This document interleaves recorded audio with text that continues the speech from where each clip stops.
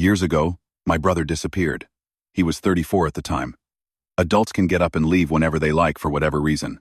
He left a simple note behind, saying he was looking for something and that he still loved his family, even though he needed to leave for a while. I've gotten 2 letters in the past 12 years from him saying he was still alive. Although deep in the back of my mind, I assumed those letters might not be from him. A knock came at the door in the middle of the night. My son slept like the dead, so it didn't wake him up. I had no idea who it might be. The idea of a certain familiar face being on the other side never even crossed my mind. Maybe my neighbors needed something? When I opened the door, I saw a man whom I almost mistook for my late father. He had the same high cheekbones and sandy brown hair. My mouth fell open, unable to form words. "Sorry it's been so long." He spoke and showed a strained smile. My hands flew to his face to see if he was really there. The brother I thought was dead had changed so much in those years he had been gone. Before, he was a bit on the chubbier side, with messy, unkempt hair. Back then, you would never assume he worked as a cop and then later as a detective. Now he had the look of one, or at least one you would see on a classic detective show. He had lost the weight, professionally styled his hair, and wore a blue button-down shirt that matched his eyes. "What the hell?" I hissed. I kept my voice low and took hold of the front of his shirt, giving it a little shake. He had always been on the shorter side, so it had been easy to manhandle him. My brother raised a hand, giving my chest a playful push, trying to get the shaking to stop. I took his wrist and pushed up his shirt sleeve. He was bruised all over with new scars up and down his arm, as if he had lost a few fights with a rabid animal. "What happened? These are recent." I said my mind was racing 1,000,000 miles per second. Was he kidnapped? Trafficked? Who hurt him? What had he been doing while he was gone?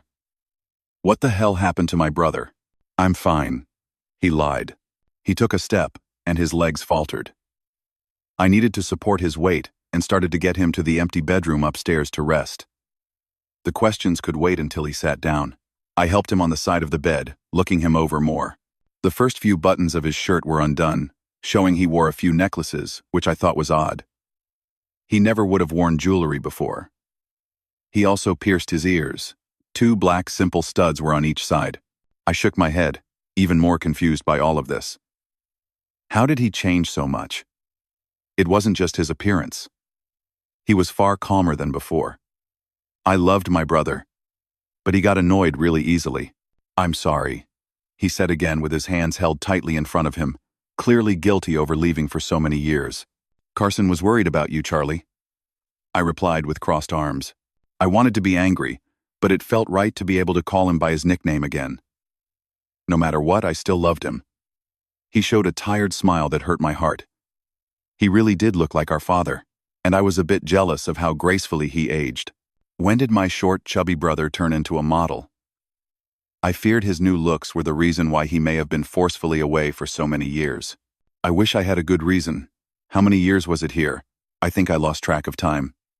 He trailed off, looking away as if trying to do a hard math problem. "What do you mean by here? Time works the same everywhere. It's been 12 years. And honestly, I'm just glad you're back. I don't need a reason." I shrugged. "You're a bad liar." I smacked him upside the head. "I'm being a good brother.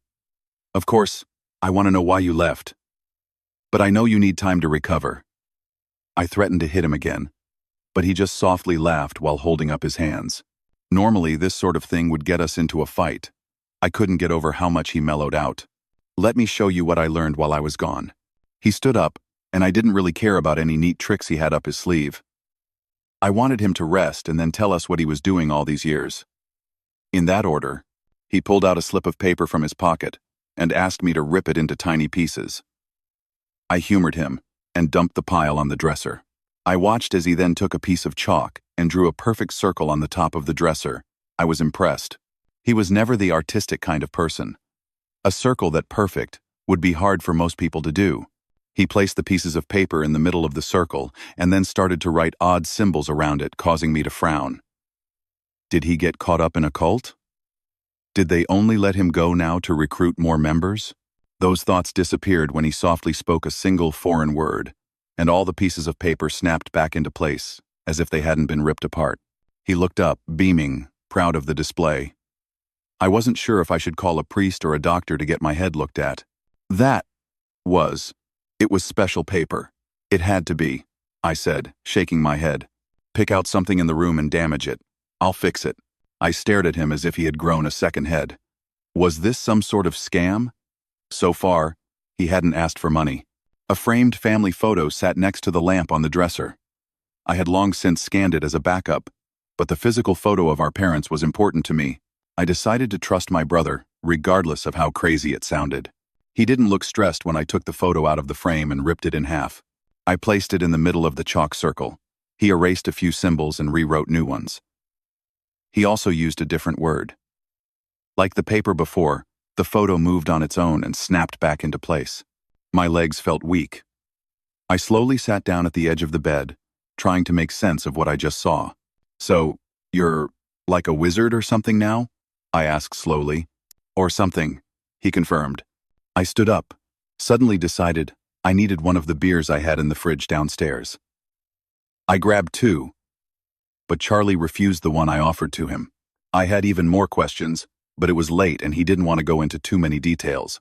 Remember the first unsolved case I worked on? He asked once I sat down again with a cold drink in my hand. I nodded. From what I remember, the bodies of young girls had been found with photos that mysteriously showed up in different police stations. They didn't release that information to the public. Aside from myself, all our family members worked in law enforcement, so I had connections to hear details that didn't get released. I hired a person claiming he could talk to the dead. Turns out he was a necromancer. We found the bodies and, well, other stuff happened. End of firstie.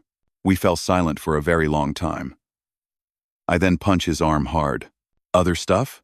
What do you mean by other stuff? Necromancers are real? What the hell did you get up to? I was fuming because I was so far behind in all the details. Sorry, it's just personal. Something happened in that case that upset him and I just couldn't stop thinking about it. He disappeared, and I kept looking for him.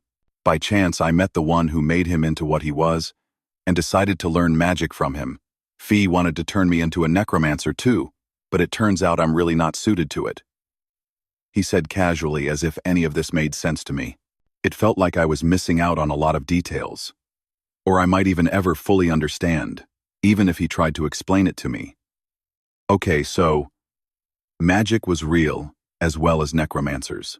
I thought my head might explode if I heard anything else too weird that night. Where did you go? You talked about it like you were on a different planet or something. Are these necromancers aliens? At this point, aliens may not be that unreasonable. At first, he shook his head, then stopped to think. Not from space. You know about the whole multiverse theory, right? Charlie glanced at me, hopeful. I stood up, walked across the room, and closed the door behind me. I needed to pace around the house, gathering my thoughts, for a full 10 minutes, before I went back into the room with him. It looked like he might have fallen asleep sitting up, and I woke him by opening the door. Okay, I think I'm good, I stated. You're a bad liar. I wanted to scream. Until a few hours beforehand, the only thing I worried about was if my son would ever be able to get a partner in taxes. And now, I needed to face the idea of magic and monsters being real. Placing my hands on my hips to steady myself, I went over what I had found out so far. Okay, so you met a necromancer because of a case you worked on. He disappeared. You tried to find him and got caught up in all this magic stuff. Since you weren't in the same universe as us, you lost track of time and all that. Am I missing anything? I asked, and he shook his head. Charlie! I let out a long sigh. This was hard to swallow, but better than the idea that he was kidnapped and sold into some kind of slavery. He thought the pause between us meant something else. Glancing up at him, I saw how guilty he looked and so damn tired. I'm sorry. I should have come back sooner. I can understand if you hate me for leaving you two behind, he admitted softly, hands in his lap and unable to meet my gaze. Did you find him at least? The person who got you mixed up in all this? I asked, arms crossed, trying not to let my anger show. Yes, but he has memory issues. It'll take a while longer to get through to him. I was in the area, so I thought I would drop by, unaware so much time had passed. I sighed again, listening to him. My brother had always been like this. It was why I didn't want him to become a cop. I'd hoped his height problems kept him from that career, but he was just tall enough for the job. He was stupid, got angry easily, but refused to leave someone alone if they needed help. This felt a bit different than all the other times he put his neck out there for someone. "What's the name of this necromancer you seem to have fallen head over heels for?" I asked, losing the will to be upset. "Neff, and I'm not." I watched as different emotions came across his face in the dark room. A realization hit him like a truck. My brother had always been stupid when it came to certain things. I would have hoped he wouldn't be dense enough to be aware of his feelings for a person he had disappeared from his family to chase after. Slowly, I watched as his face started to grow a bright shade of red as he raised his hands, trying to hide his shame. "I'm so stupid," he muttered to himself. "I've never seen my brother have any romantic feelings towards anyone, male or female. I'd always assumed he would die alone, dedicated to his work of helping others. I wasn't sure if I should be happy. He finally found someone, even if that took him away from his family. Even if it didn't work out between them. He was able to learn magic. So that was something." "Yes, you are, but I'm glad you're back," I told him. He smiled and appeared so damn tired it hurt my chest. "How about you rest up for the night? We'll figure out what to tell Carson in the morning. I'm sure he'll be happy to see you, but I don't know if we should let him in on all this magic stuff. He'll go crazy over it. Too crazy." My son had taken after his now estranged uncle in a few ways. Carson was more interested in books and TV shows than going out and dating. His nerdy obsessions would be cranked up so high that he would focus so much on what his uncle had been doing instead of anything productive. "Sorry to barge in like this, and thank you for letting me crash. It'll be nice to see how much Carson has grown since I last saw him," Charlie said, as his head started to nod off from sheer exhaustion. "Not much. We're all doomed height-wise, it seems." "That's a shame." He really wanted to keep talking, but his body wouldn't let him. I helped him into the spare bed, seeing flashes of bruises on his exposed skin when his sleeves shifted. What on earth had my brother been through? We would talk about it in the morning. I waited this long. A few more hours won't kill me. He fell asleep right away. I left the room, uncertain of how I was feeling. It felt a bit odd that I accepted everything he told me so quickly. Logically, I should have doubted the crazy story a little more. If it came from anyone else, I would have. Noise came from down the hall. Carson had woken up and just finished using the washroom. He shuffled back to his room, eyes barely open. As I walked by his door, I heard his tired voice call out. "Why are you awake?" he asked. "I had an early morning shift. I should have been in bed." I made a mental note to call in sick. I debated lying and letting him sleep. What if Charlie woke up and walked around the house, and Carson saw him? He looked different enough to assume a stranger had broken in. I walked inside his room and closed the door behind me. He sat up, concerned over what might be going on. I sat on the foot of his bed, unsure of where to start. "Your uncle is back," I said, keeping my voice low. Carson's bedroom was near the spare room. I didn't want us to wake up our long-awaited guest. Sensing the odd vibe in the room, Carson controlled his emotions. "Is he not good?" he asked slowly, clearly worried. "Yes and no. Mentally, I think he's fine. But it looks like he's been a few things. He's sleeping right now, so we'll talk in the morning," I explained. "Are you okay?" Carson asked. C smiled at the question. Oddly enough, I was. It felt like a massive weight had been lifted off my shoulders. I knew Charlie was all right. He was that kind of person to be fine no matter what. I found myself wondering where he was or what he was doing nearly every single day. I just hoped Carson didn't suffer in the same way. "Yeah, I'm fine, buddy." I reached out and messed up his sandy hair. "When did he get so big?" "His mother wanted nothing to do with us. It was a struggle after my parents died to raise him, and I didn't regret a second of it." Glancing over at his bookshelf, I spotted a few more figures he had added to his collection. It was a mixture of very detailed characters, mechs, and busty girls wearing very little. Okay, so I did regret a tiny fraction of how I raised him. I stood up, ready to leave, hoping Carson would be able to sleep with this news.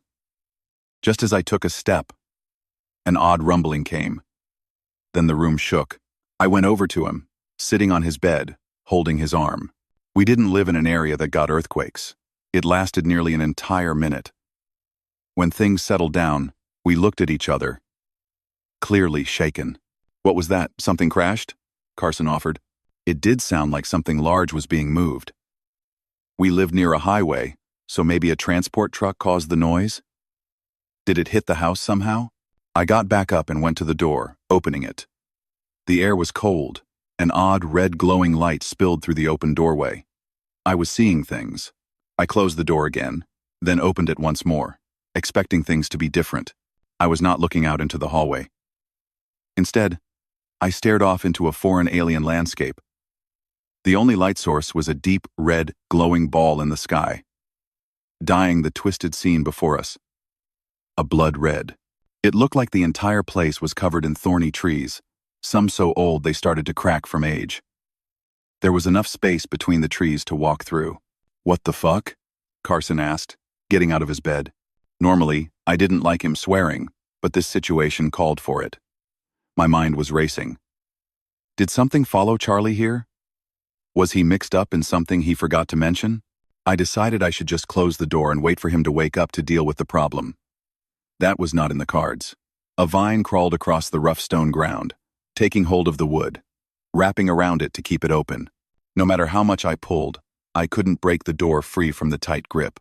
A flash was reflected from a smooth surface as a large blade came down on the vines. The sword buckled and chipped, not meant to actually be used. I stood in shock over my son holding a large, now mostly useless prob weapon. Of course, he would have swords. I just hadn't seen them before. "I got it at a con," he admitted and tossed the weapon aside. From under his bed, he pulled out a large box, sorting through more swords he had kept hidden. Finally, he pulled out a long katana that looked more authentic than the mostly prop swords in his collection. "Is this what you've been spending your overtime pay on?" I asked, eyebrow raised. He didn't appear embarrassed in the slightest. He attached the katana to his waist with the belt it came with. Then he took another try and sliced the vines off the door. This time, it cut without any issue. The issue was that more vines crept back as fast as he could cut them. "What do you want to do?" he asked, holding the sword at his side. I crossed my arms and frowned. "You're dealing with all of this pretty well," I pointed out. "You're not freaking out, which means this is a weird-ass dream. Or magic and shit are real, and you somehow know about it. And Uncle Charlie came back tonight. The timing between the time things must mean something." He shrugged. Carson wanted magic to be real for his entire life. He wasn't the type to buy crystals and believe in New Age practices. If I were going to be stuck with anyone in this kind of situation, I would be glad it was him. "Yeah, something like the second theory. I don't know much.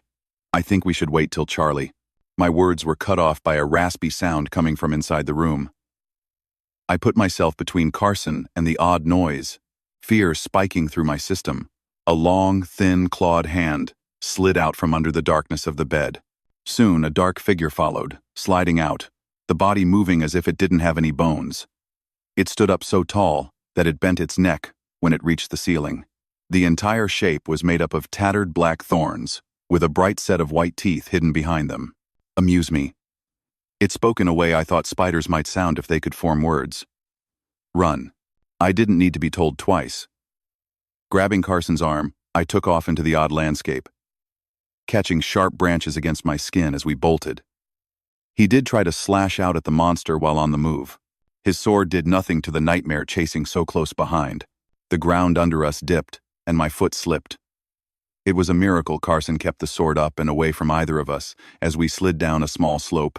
Countless bones of different animals littered the bottom of where we landed. At least we lost the monster for now. Glancing up to double-check we weren't followed, I forced my racing heart to slow down. Carson was fine, just shaken. "Hand over the sword," I said, trying to put on my best dad voice. He pulled it away from my outstretched hand, refusing.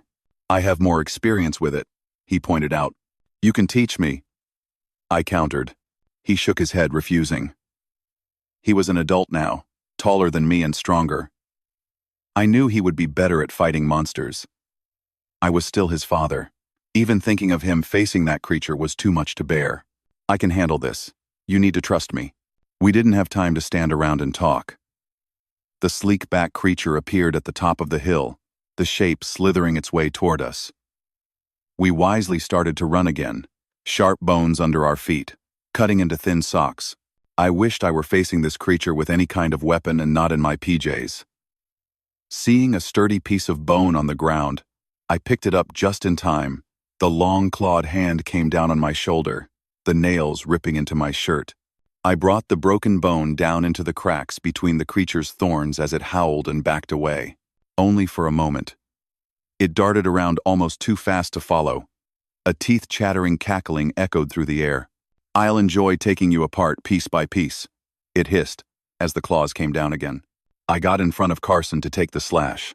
Thankfully, the wounds were minor. This thing was going to take its time with us. "What the hell are you? What do you want from us?" Carson demanded. He pressed his back against mine, sword in front of him. He slashed at the creature when it got too close, making it keep its distance for now. "I am something you humans can never understand. Your pesky little family member interfered with my ritual to take over your pitiful world. I was planning on killing our dear, sweet monster hunter more. Then I saw he returned home. I would rather see his face of despair knowing his actions caused your slow deaths before I slaughter him." My stomach sank. We were facing a monster of nightmares we couldn't handle. If what it said was true, I doubted a sword my son bought off eBay could protect us for long.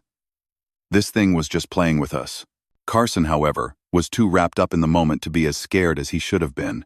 I looked over my shoulder to see him holding back an excited expression, hearing that his uncle went off to become a badass monster hunter. I needed to think of a way out of this. "Do anything you want to me. Leave Carson out of this. Charlie wasn't in his life. He barely knew the kid." I half lied. He had been gone for so long. When he was here, Charlie was the best uncle anyone could ask for. Carson started to protest when a batch of vines wrapped themselves around my legs. Soon my body was covered in them, lifting me off the ground, the thorns digging painfully into my flesh. I held back any expression of pain. Carson turned, hacking away at the vines in a weak effort to help. Was this what my brother faced alone for so many years? No matter how much I struggled, I was powerless against the vines slowly tightening around each limb. The creature rose up, a tangled mess that made up its face inches away from mine. It started to open, revealing what looked to be a bottomless pit of thorns and darkness. I was scared of death. Everyone is. But this fear was different. What I faced went beyond death. I don't think I would even die normally if this creature devoured me. Even face to face with such horrors, I was more afraid of my son going through the same fate. I mentally begged him to run, find his room, and be safe far away from here. I couldn't move. I could speak, or even close my eyes. I could only make a feeble attempt to brace myself for what came next. The moment before those thorns enclosed themselves around my skull, a booming crackling came from the sky. The monster turned its head only to be met with a fist landing so hard into it that the creature broke apart. The thorns crumbled as I was dropped to the ground. Sore, bleeding, but alive. The person who saved us stood above the creature, a look of pure, cold hatred directed downward. I didn't recognize him with that expression. He raised a fist again, his arms a deep black so dark they may as well be a void.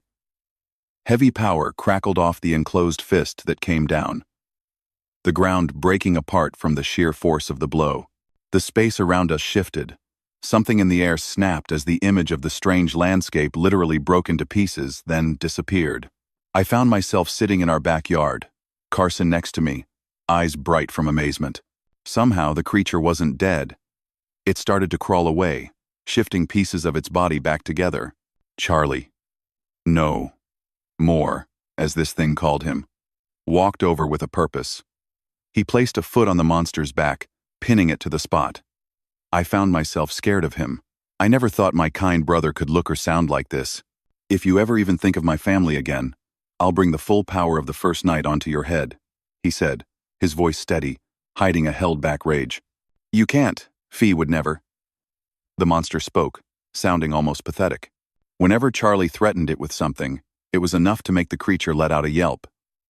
He lifted his foot to let it scramble away into the shadows of the night.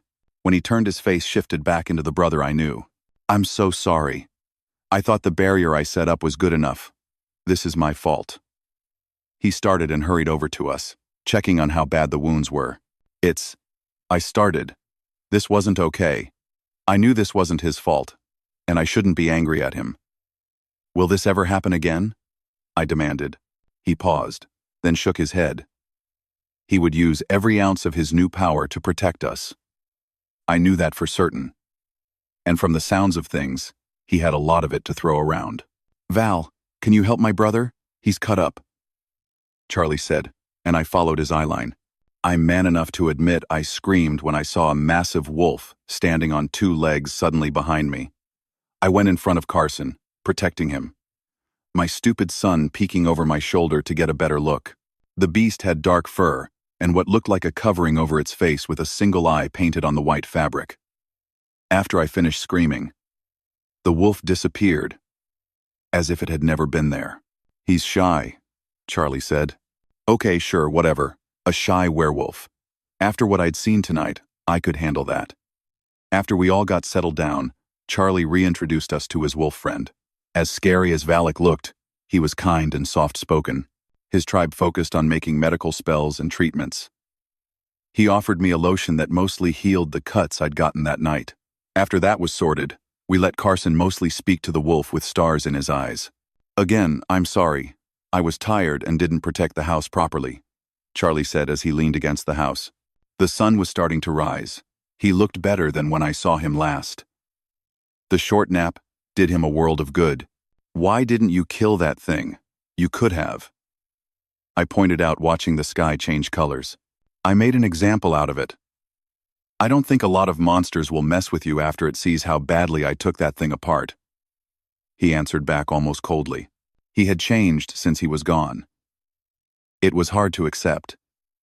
My little, short-tempered, stupid brother turned into a person I no longer knew. I took a deep breath, collecting my thoughts. I still loved him. I always would. The guy you're chasing better be like, really, really hot, I said, smiling at him. He raised a hand, shaking it with a very non-committal answer. Well, at least he would within Charlie's league. Hey kiddo, I need to go. Wrap up with Val in a few minutes. That got a whine from Carson. He had so much more he wanted to talk about. Even with his face mostly covered, I could tell the wolf was exhausted from the conversation. His large body shifted into one that was more wolf-like instead of a wolf standing on two legs. Charlie easily climbed onto his back as if it were natural. I promise I'll stay in touch, he said, petting the dark fur of his ride. You gotta. I have so many questions. Come by more often too. I'll help fight off any monsters that mess with us. Oh, and bring a Mothman next time. Carson chattered on. Charlie raised an eyebrow, but nodded, agreeing to those conditions. I hated seeing him go again. This time, I had some answers. I didn't fully understand what kind of world he found himself in. All I knew was that he could handle himself. He was my dear little brother after all.